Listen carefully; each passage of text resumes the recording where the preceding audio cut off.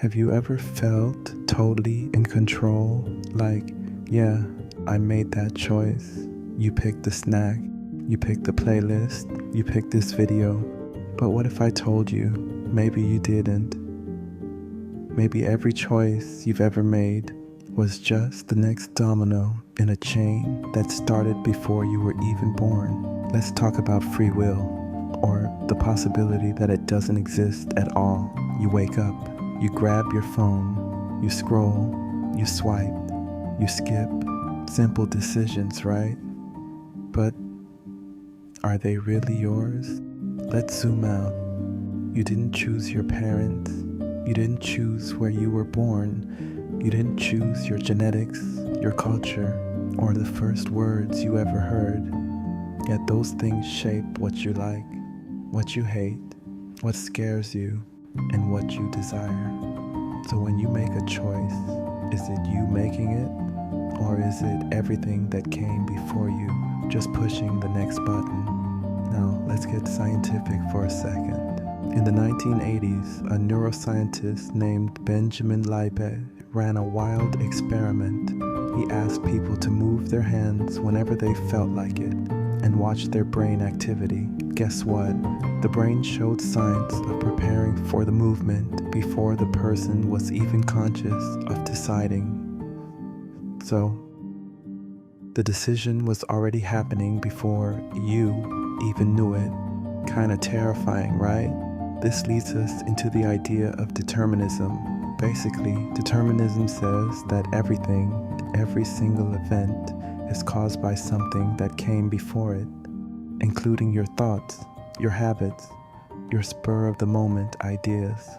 It's like you're on a train that started long before you were born. You can walk around inside the train, but you can't stop it, and you can't choose the tracks. So, where does free will fit into that? Some philosophers, like Sam Harris, argue it doesn't. He says free will is an illusion. You feel like you're choosing, but really, your brain is just reacting predictably based on its wiring. Think about it. If I offer you chocolate or vanilla, and you pick chocolate, was it really a free choice? Or was it just inevitable? But not everyone agrees. Enter the compatibilists.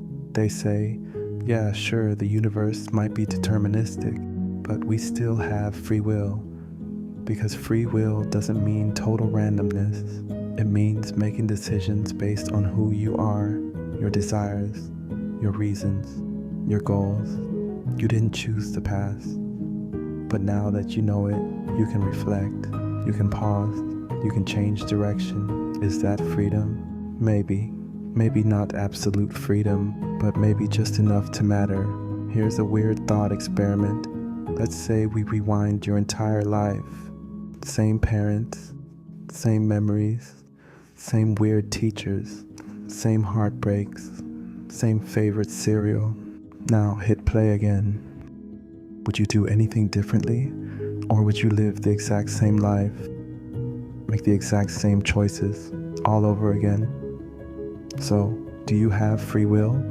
Or are you a super advanced, very self-aware machine programmed by life itself?